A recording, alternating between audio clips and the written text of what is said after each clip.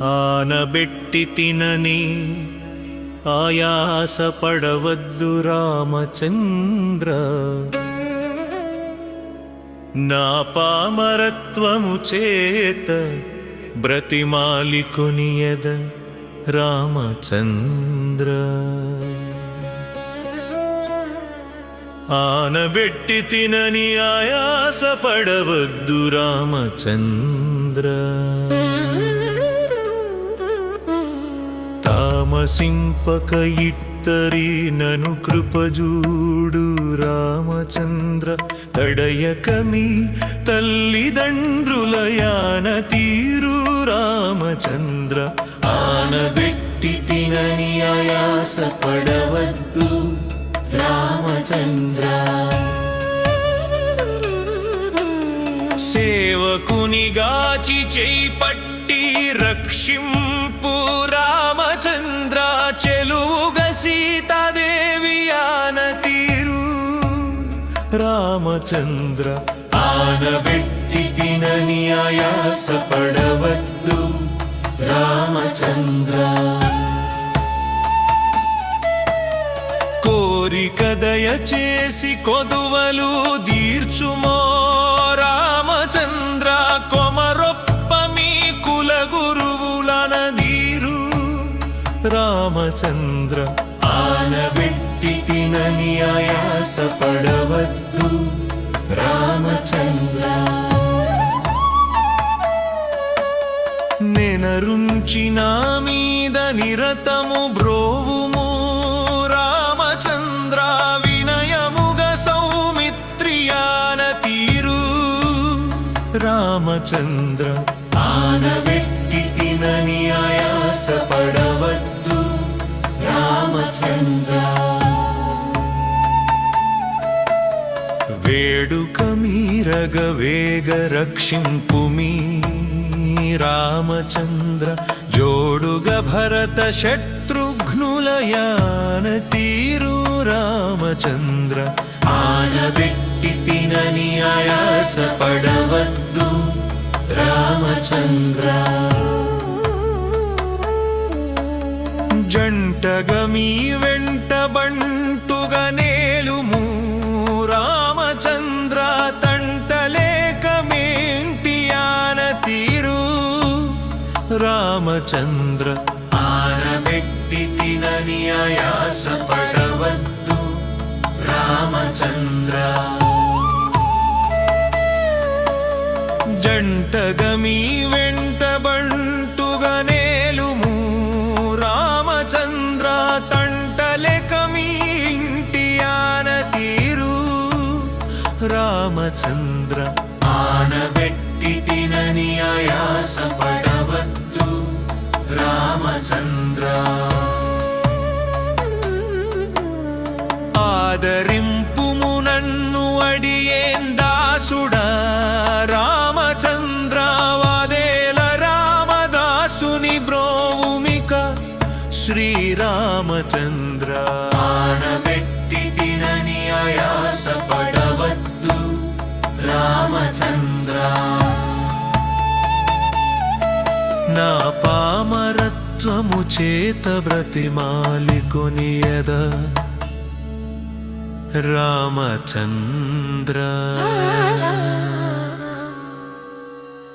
భక్త రామదాసుగాను భద్రాచల రామదాసుగాను ప్రసిద్ధి చెందిన కంచర్ల గోపన్న భద్రాచలంలో శ్రీరాముడి ఆలయాన్ని ప్రభుత్వ ధనంతో కట్టించినందుకు గాను గోల్కొండ చెరసాలలో చిత్రహింసలను అనుభవిస్తాడు. ఆ చిత్రహింసలను తట్టుకోలేక రాముల వారిని నిలదీస్తూ పలు కీర్తనలను పాడారు. ఇవన్నీ కూడా నిందాస్తుతి కింద వస్తాయి. అంటే ఒకవైపు పొగుడుతూనే మరొక వైపు తెగడడం. అలా రాముడిని నిలదీస్తూ ఆయనపైన కాకుండా ఆయనకు అత్యంత ఆప్తులైన సీతమ్మ, భరత లక్ష్మణులు, శత్రుఘ్నులు, దశరథుడు, కౌసల్య, ఆయన గురువైన వశిష్ఠులు వారు ఇలాంటి వాళ్ళందరిపైన ఆన పెడతాడు భక్త రామదాసు. ఆ తరువాత అలాగా ఒట్లు పెట్టడం తన తప్పు అని తెలుసుకుని, స్వామి, నా బాధలో అజ్ఞానంతో నీకు ప్రియమైన వాళ్లందరి మీద ఒట్లు పెట్టాను, నా మీద కోపగించుకోవద్దు అని వేడుకుంటూ పాడిన అద్భుతమైన కీర్తనే ఇది. ఇప్పుడు కొన్ని ముఖ్యమైన పదాలకు ప్రతిపదార్థాలను చూద్దాం. పల్లవి ఈ విధంగా ఆరంభమవుతుంది. ఆనబెట్టి తినని ఆయాస పడవద్దు రామచంద్ర. ఆనబెట్టి తిని అనేది ఆన పెట్టి తిని అని విడదీసి చదువుకోవాలి. అప్పుడు ఆనబెట్టి తినని. ఆన అంటే ఒట్టు. నీపైన నీ వారిపైన ఒట్టు పెట్టానని ఆయాస పడవద్దు రామచంద్ర. నా పామరత్వము చేత, పామరత్వము అంటే ఏమీ తెలియనితనం, అజ్ఞానం అవ్వచ్చు లేదా అమాయకత్వం అవ్వచ్చు. నా పామరత్వము చేత బ్రతిమాలి కొనియద, నిన్ను బ్రతిమాలుకుంటున్నాను రామచంద్ర అని. కాబట్టి ఒట్లు పెట్టానని ఆయాస పడవద్దు, నా అజ్ఞానం లేదా అమాయకత్వం చేత నిన్ను బ్రతిమాలుకుంటున్నాను. ఏ విధంగా అంటే చరణాలలో వచ్చే విధంగా అని. మొదటి చరణంలో తామసింపక ఇత్తరి నన్ను కృపజూడు తడయక నీ తల్లిదండ్రుల ఆన తీరు. తామసింపక, దీనికి రెండు అర్థాలు చెప్పుకోవచ్చు. ఏ విధమైన కోపాన్ని చూపించకుండా, తామసము అంటే కోపము అని అర్థం చేయొచ్చు. తామసింపక ఇత్తరి నన్ను కృపజూడు రామచంద్ర. ఏమాత్రం కోపగించుకోకుండా నా పైన ఈ సమయంలో కృప చూపించు అని. లేదా తామసింపక అంటే ఆలస్యం చెయ్యకుండా అని కూడా అర్థం చెప్పొచ్చు. ఏమాత్రం ఆలస్యం చెయ్యకుండా ఇత్తరి ఈ సమయంలో నన్ను కృపజూడు దయతో తడయక వెంటనే నీ తల్లిదండ్రుల ఆన తీరు. నువ్వు ఇలాగా ఏమాత్రం ఆలస్యం చేయకుండా, ఏమాత్రం కోపగించుకోకుండా ఈ కష్ట సమయంలో నన్ను దయతో చూస్తే అప్పుడు నేను నీ తల్లిదండ్రుల మీద పెట్టిన ఆన తీరుతుంది. ఆన తీరు అంటే ఆన తీరుతుంది. ఎవరు పెట్టారు ఆన? కంచర్ల గోపన్న పెట్టాడు ఆన. ఎవరి మీద పెట్టాడు? దశరథ కౌసల్యల మీద పెట్టాడు. కనుక నువ్వు ఏమాత్రం కోపం చేసుకోకుండా, ఆలస్యం చెయ్యకుండా ఈ కష్ట సమయంలో నన్ను గనక కృపతో చూస్తే అప్పుడు నేను నీ తల్లిదండ్రుల మీద పెట్టిన ఆన ఒట్టు తీరుతుంది. ఇక రెండవ చరణంలో సేవకుని గాచి చెయ్యి పట్టి రక్షింపు రామచంద్ర. చాలా సులభంగా అర్థమైపోయేమాట. నేను నీ సేవకుడిని కాబట్టి నా చెయ్యి పట్టుకొని రక్షించు, ప్రేమతో కాపాడు అని. అదేవిధంగా చెలువుగా సీతాదేవి ఆన తీరు. ఈ విధంగా సేవకుడైన నన్ను నువ్వు కాపాడితే అప్పుడు చెలువుగా సీతాదేవి ఆన తీరు, నేను సీతాదేవి మీద పెట్టిన ఒట్టు ఈ విధంగా తీరుతుంది అని. ఇక్కడ సీతమ్మ వారి ప్రసక్తి వస్తుంది కాబట్టి రామదాసు గారు చెలువుగా అనే ఒక పదాన్ని వాడారు. చెలువు అంటే అందమైన లేదా ప్రేమతో నిండిన అని. సీతాదేవి మరి సాక్షాత్తు జగత్సుందరి కదా, సౌందర్యం మూర్తిభవించిన రూపం. అందుకని ఆవిడ ఎంత అందమైనది అనేది చెప్పడం కోసం, అదేవిధంగా ఆవిడ ఎటువంటి ప్రేమమూర్తి, మరి జగన్మాత కదా, జగత్తునంతా కూడా తల్లిలాగా తల్లి ప్రేమతో ఆవిడ ఈ జగత్తును కాపాడుతూ ఉంటుంది. ఈ జగత్తులో ఉండే ప్రతి ప్రాణి కూడా ఆవిడ బిడ్డనే. ఆ విధంగా అందమైన ఆ సీతాదేవి మీద, ప్రేమమూర్తి అయిన ఆ సీతాదేవి మీద నేను పెట్టిన ఒట్టు వెంటనే తీరుతుంది రామచంద్ర, ఎప్పుడు ఈ సేవకుడిని నువ్వు కాపాడినప్పుడు అని రెండవ చరణంలో అంటాడు రామదాసు. మూడవ చరణంలో కోరిక దయచేసి కొదువలు తీర్చుమో రామచంద్ర, కొమరొప్ప మీ కులగురువుల ఆనతీరు. కోరిక దయచేసి, దయతో నా కోరికను మన్నించి, కొదువలు తీర్చు. కొదువ అంటే లోపము లేదా కష్టం. నాలో కొన్ని లోపాలు ఉన్నాయి, నేనిప్పుడు కష్టాలు పడుతున్నాను జైల్లో ఉంటూ. ఈ కష్టాలను తీర్చు. అప్పుడు మీ కులగురువుల ఆన తీరు. కొమరొప్ప అందరూ ఒప్పుకునేలాగా నేను మీ కులగురువులైన వశిష్ఠుల వారి మీద ఆన పెట్టాను కదా, ఒట్టు పెట్టాను కదా, ఆ ఒట్టు నా లోపాలను కష్టాలను అందరూ ఒప్పుకునేలాగా తీర్చినప్పుడు అప్పుడు మీ వశిష్ఠుల వారి మీద పెట్టిన ఆన తీరుతుంది. తర్వాత నెనరుంచి నా మీద నిరతము బ్రోవుము రామచంద్ర, వినయముగా సౌమిత్రి ఆన తీరు. నెనరు ఉంచి నా మీద, నెనరు అంటే దయ లేదా ప్రేమ, నా మీద ప్రేమ దయ ఉంచి, నిరతము ఎల్లప్పుడూ, బ్రోవుము కాపాడు అని వినయముగా ఎంతో వినయంతో అడుగుతూ ఉన్నాను. నువ్వు ఎప్పుడైతే నా మీద ప్రేమ దయ ఉంచి నన్ను కాపాడుతావో అప్పుడు సౌమిత్రి ఆన తీరు, సుమిత్రా కుమారుడైన లక్ష్మణుని మీద నేను పెట్టిన ఒట్టు ఆ విధంగా తీరిపోతుంది. వేడుక మీరగా వేగ రక్షింపుమీ రామచంద్ర, జోడుగ భరత శత్రుఘ్నుల ఆన తీరు రామచంద్ర.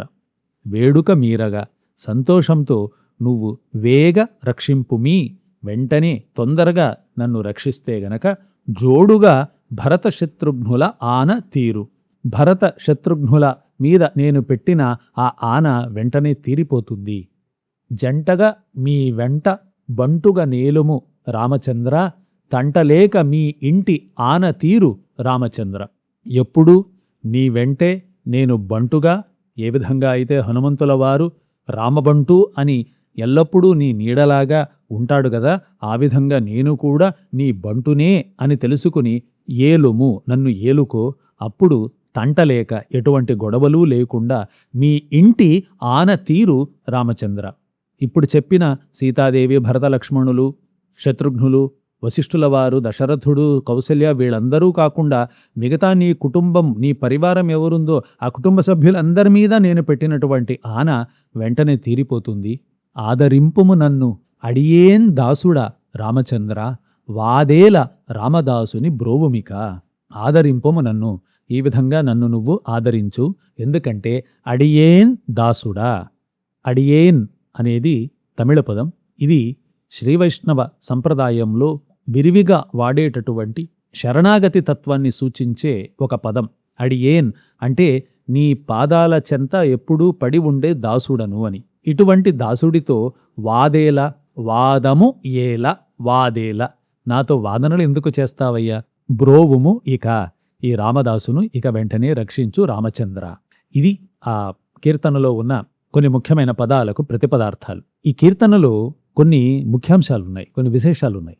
ఈ కీర్తన నిండుగా మధుర భక్తి తొణికిసలాడుతూ ఉంటుంది. అంతేకాదు భక్తుడికి భగవంతుడితో ఉన్న చనువును రామదాసు ఈ కీర్తనను చాలా అద్భుతంగా ప్రదర్శించారు.